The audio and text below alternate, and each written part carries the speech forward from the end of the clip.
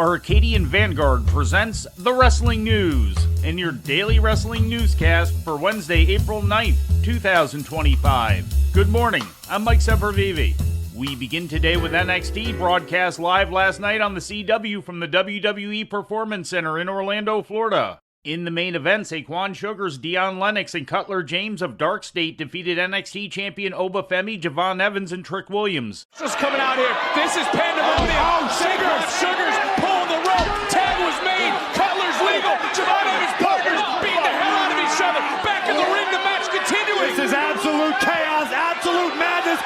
Sugars from the top nearly put Evans through the ring. And Sugars into the cover.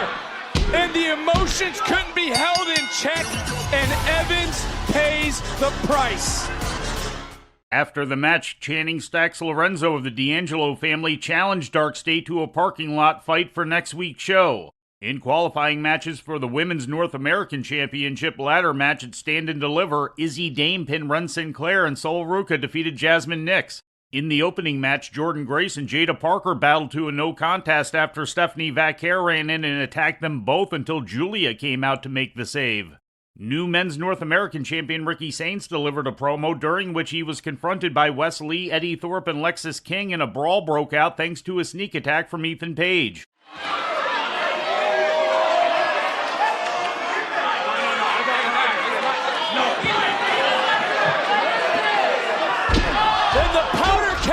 Just popped over the North American Championship. Thorpe and Lee, King and Page all doing battle in the middle of the ring. We need some security out here. Ethan Page coming out of nowhere. Thorpe, much like the women earlier, all these men eyeing up a opportunity. In other results, Wes Lee beat Yoshiki Inamura, The Culling beat Hank Walker and Tank Ledger, and tag team champions Fraxium defeated Swipe Right in a non-title match. In ratings news, last Saturday's edition of AEW Collision drew an audience of 335,000 to TNT, according to WrestleNomics. That's slightly down from the previous week's audience of 339,000. The 18 to 49-year-old demographic rating was a .08, also down from the previous week's rating of .09. In legal news, both Vince and Linda McMahon have filed a motion through their respective attorneys to a lawsuit currently directed against them pertaining to the ring boy sex scandal of the 1980s.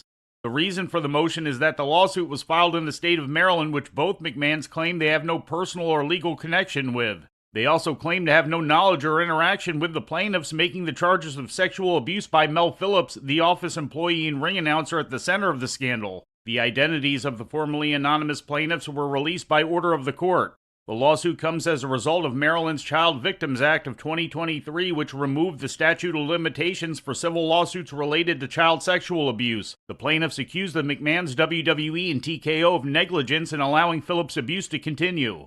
And finally, in more WWE news, the recently announced WWE ID Championships will be open to independent wrestlers, according to an announcement yesterday from WWE. The titles, which stem from the company's new ID program for developmental talent, would reportedly be defended on independent shows by ID contracted wrestlers, and ID developmental contracts would be awarded to any non-contracted independent wrestlers who win the titles.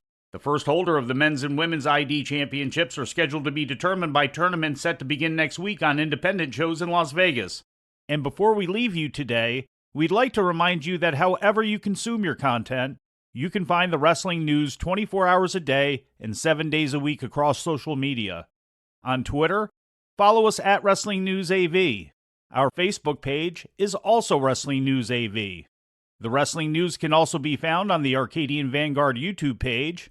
And for those who utilize Amazon Echo devices, just tell Alexa to play the Wrestling News podcast. And remember to make sure you add podcast at the end. Once again, for daily updates, breaking news, and more, follow the Wrestling News across social media. And that's the news for today. If anything happens, we will be here to tell you about it. No clickbait, no paywall, just the Wrestling News. The Wrestling News is a division of Arcadian Vanguard, and the Wrestling Newscast is a production of the Arcadian Vanguard Podcast Network.